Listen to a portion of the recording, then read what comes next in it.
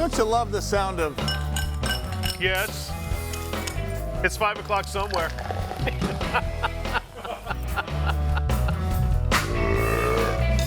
There we go. Big Biz Show. Listen to the Day Trader Trio today. Sounds great. James East, Brian Jordan, Trace Hodges, Mark Hattersley. Dang. I do like that sound of... Oh. Right? Followed by Mike Costa. What should I say? Costa, yeah. There you go. It's interesting. We get emails. If you go to bigbizshow.com, there's a contact us segment, which oftentimes we get guest suggestions almost every day. And now we're getting little clips of beverages in different stores. In fact, you even, where were you? Beautiful Flatonia, Texas, between Christmas and New Year's, population like, I don't know, 43,000, Robert. And I'm in this little country store that sold everything from barbecue to baby diapers, and there is a Copa Divino display right out front. I swear I get one of those every day. One of the first things you and I talked about maybe a year and a half ago when we first met was the underestimation of distribution. Are you changing your distribution channels, or are they just finally getting it now? Because you're everywhere, it seems like, or at least the emails that we're getting show that you're darn close to everywhere. Yeah, we're making tremendous traction, you guys. It's really exciting. And I have to tell you, Sully, I'm not sure if you noticed, if you go to our website, our tagline for Tap Out, which has always been a fight brand and not necessarily fighting. Yeah. You fight for your life, you fight for your children, you fight for whatever. It's be unstoppable. That's interesting. And we're going to show you guys here in just a few if we may. There's a lot of great assets and video that's out. I don't know who's putting together your marketing over there, but there's suddenly a ton of marketing out for Tap Out as well. And Tap Out, let's talk about Tap Out for a minute. Robert, because that was what put you guys on the elevator last year when you guys did a distribution deal with Walmart. Suddenly, we saw activity in your market cap. We saw activity everywhere, and of course, the end caps of Walmart had your drink. What does it take to break through a retailer like that? Is that sort of the goal from the very beginning, or was that just sort of oh my gosh, we should have thought about this a long time ago? Yeah, no, it's everybody understands what needs to happen in the beverage business. It's not hard to understand. I can't tell you how many people I've met that go to the zoo and pick a color and an animal and they put it in a can and they're going to sell it to Walmart or to 7-Eleven. It doesn't work that way. So the concept's easy. The execution is very, very difficult. You're going up against my old company, Red Bull. You're going up against Coke, Pepsi, Budweiser, whomever.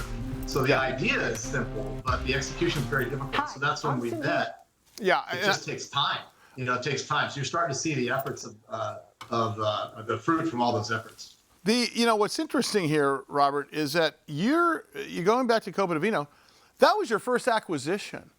And Yes. Did you go into this business because you are the founder and CEO, and what Robert's talking about when he says my old company, he's talking about Red Bull. He was the, if I'm not mistaken, the fifth employee, senior vice president, general manager of Red Bull North America. That's a pretty big title if you consider how big Red Bull is. Was it always an acquisition model, or was it we're going to create our own stuff and then we're going to go out there and try to get our balance sheet looking great by getting low debt, high revenue products, or was it always going to be an acquisition model? Well, a little both. We love our legacy brands and we want to grow them organically, and what those did for us before any acquisitions was allowed us to get organized, and I assembled a team that's second to none. I mean, it really is a who's who in beverage in this country, both the executive management team and our board. And we're not here to build a $20 or $30 million company. So the acquisition portion of this is a critical piece to our long-term significant growth plan. So we're constantly evaluating targets, and we've talked about that a couple times. But on the legacy piece, this is interesting. If you look at our numbers Q3 to Q3, because those are public, Sure. basically doubled our business, right, with our Yeah. existing You have stores. you actually literally doubled your business. In fact, I went Yeah. through it and I was going to ask you about that, but continue because that's a big deal.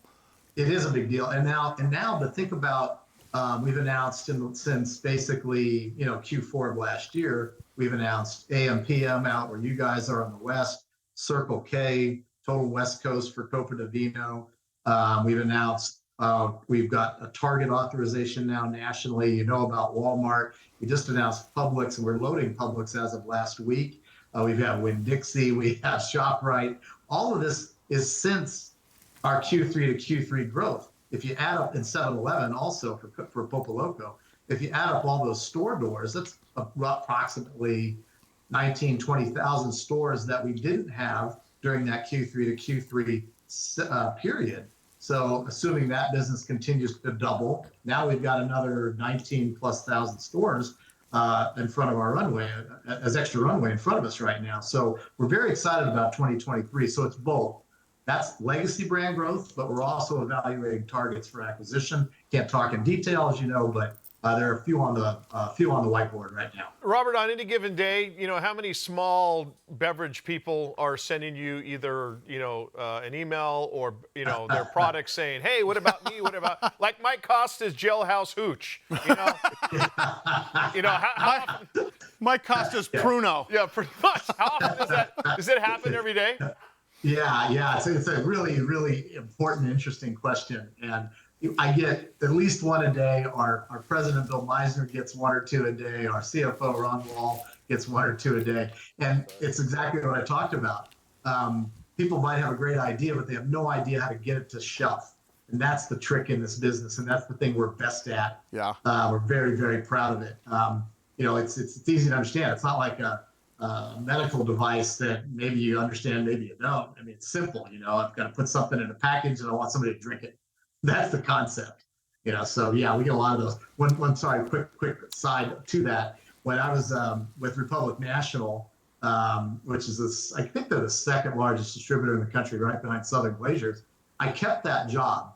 I used to call it cardboard boxes of hopes and dreams. I wanted to see what people were.